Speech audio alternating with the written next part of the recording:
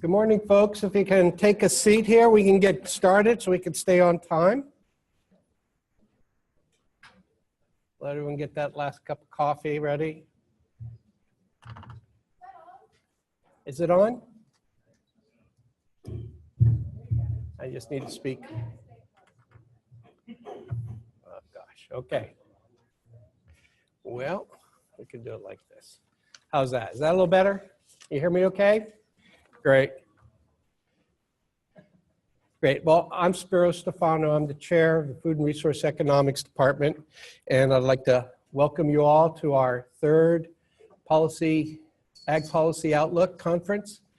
We're here at MREC, and we'd like to thank the folks at MREC for hosting us, including Dr. Roger Kellgren, who I saw walking around with a drill a little earlier, and I'm going to have to see if I can get a drill to pack around the department.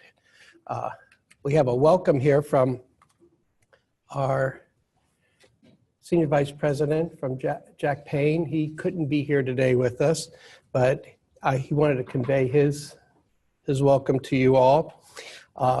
Florida is a tremendous laboratory for agriculture and what's going on in the country and even internationally. So let me just tell you what you can expect to see today. We have a number of challenges that we face here in Florida,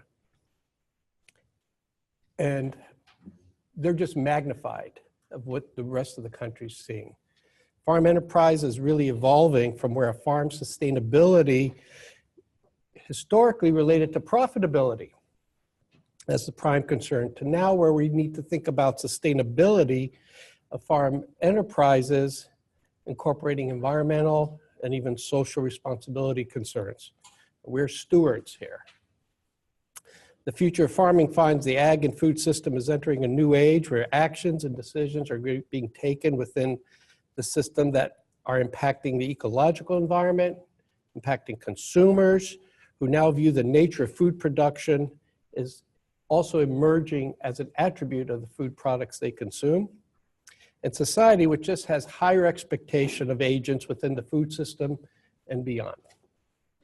So the scope of the ag and food system has expanded beyond just physical systems in the science of improving agricultural and food production to include a constituency that will expect us to simultaneously improve the quality of ag and food production to meet a myriad of needs. We're going to give you a perspective here on the economic intelligence of what's going on in the food system. We've organized a program to address a set of the most compelling challenges this system is facing in Florida and the rest of the nation. We have issues of trade that are going to be discussed. We have a panel right up front of 3 speakers. We're going to talk about agricultural labor and how that relates to Florida's challenges. Water quality and quantity, always a front burner issue here in Florida and the rest of the nation. We're going to have a section here on consumer behavior as well that you'll find pretty interesting, and there'll be a demonstration component to it as well. And there'll also be a legislative update from our Florida Farm Bureau Florida Farm Bureau representatives. And lastly, we're going to end up with a discussion of how we start to measure the economic impact of natural disasters and what we did here in Florida to try to get some actionable intelligence to our lawmakers.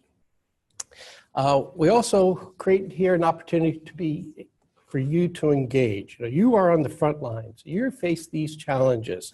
You're observing the shifts and trends in real time. Analysts like us at the university, we have to depend on economic data, and these data are always running behind. So it's just the nature of how we assemble data. It's not that we're naturally clueless. It's just we don't learn what's going on for maybe a couple of years at some point. So your perspectives and insights are part of today's activities, so be ready to challenge and engage us. In addition to our speakers, we have several faculty from Food and Resource Economics here, and we're going to wrap up at the end of the day with the panel discussion. What you're going to see today are several speakers. The first group here, Dr. Michael Reed from the University of Kentucky. He's also the Director of International Programs at the university. He also has a gator pin on, if you haven't noticed, so make sure you take notice of that. And we also have Dr. Zhengfei Guan. He's an assistant professor of food and resource economics based at the Gulf Coast Research Education Center. And he's going to be talking about competition in the fruit and vegetable market. And our third speaker is Dr. John Van Sickle, who's one of our very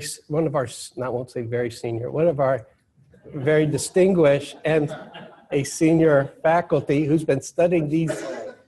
Pardon me? It works either way.